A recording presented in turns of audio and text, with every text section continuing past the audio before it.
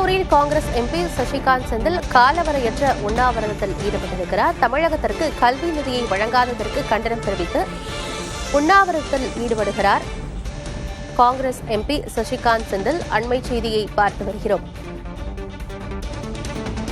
விவரங்களோடு செய்தியாளர் எழில் இணைந்திருக்கிறார். எழில், தமிழகத்திற்கு மத்திய அரசு கல்வி நிதியை வழங்காததற்கு கண்டனம் தெரிவித்து சசிகாந்த் எம்பி உண்ணாவிரதத்தில் ஈடுபட்டிருக்கிறார். கூடுதல் விவரம் என்ன எழில்?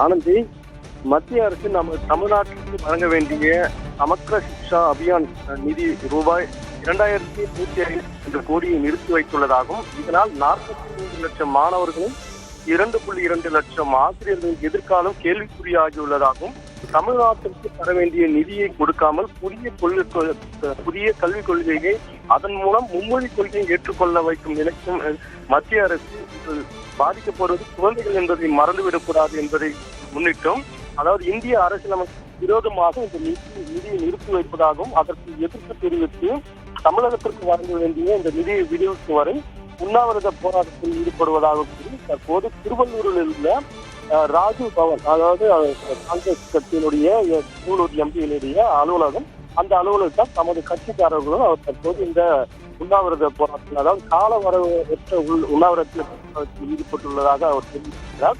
அதாவது இந்த தனிப்பட்ட போராட்டம் எல்லாம் இந்த அரசியல் வற்புறுத்தல் மற்றும் மொழி திணிப்பு இல்லாமல் கல்விக்கு சமமான உரிமையை பெற வேண்டிய தமிழ்நாட்டில் உள்ள ஒவ்வொரு குழந்தைகளுக்கான போராட்டம் எனவும் அவர் தெரிவித்திருக்கிறார்.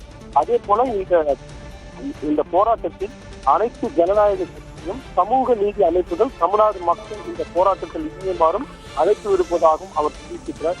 இது கல்வி உரிமை சட்டத்தின் கீழ் இருக்கக்கூடிய ஒரு அரசியல் அமைப்பு உரிமை. இந்த எந்த அரசாங்கமும் அரசியல் ஆதாயத்திற்காக இதை மறுக்க முடியாது எனவும் தற்போது அவர் தெரிவித்திருக்கிறார். இதை முன்னிட்டுதான் தற்போது அவர் இந்த உண்ணாவிரத போராட்டத்தில் தொடங்கியிருக்கிறார். அதே போல இந்த விஷயத்தை பாராளுமன்றத்தில் விதி 377 மற்றும் பாராளுமன்ற பூஜ்ய நேரத்திலும் எழுப்ப முயன்றதாகவும், அப்போது மத்திய கல்வி அமைச்சர் தர்மேந்திர பிரதானுக்கு நேரடியாக கடிதம் எழுதி நிதியை விடுவிக்குமாறு வலியுறுத்தியதாகவும், தொடர்ந்து தமிழ்நாடு அரசு இந்தியா கூட்டணியின் நாடாளுமன்ற உறுப்பினர்கள் இதற்காக குரல் கொடுத்து வருவதாகவும், இருப்பினும் ஒன்றிய அரசு கவனம் செலுத்தவில்லை என்றும், கல்வி மற்றும் மொழி உரிமைகள் குறித்து நமது மாநிலத்தின் கொள்கை ரீதியான நிலைப்பாட்டுக்காக தமிழ்நாட்டில் குழந்தைகள் மற்றும் ஆசிரியர்களுக்காக தொடர்ந்து இதுபோல் இருப்பதாகவும், இந்த விஷயத்திற்காக முன்னெடுத்துதான் தற்போது இந்த போராட்டத்தை, அதாவது அறவழியில் உண்ணாவிரத போராட்டத்தை தொடங்கி இருப்பதாகவும், இது காலவரையற்ற போராட்டமாகவும் தொடரும் என்றும் சசிகாந்த் செந்தில் தற்போது இந்த உண்ணாவிரத போராட்டத்தில் ஈடுபட்டிருக்கிறார்.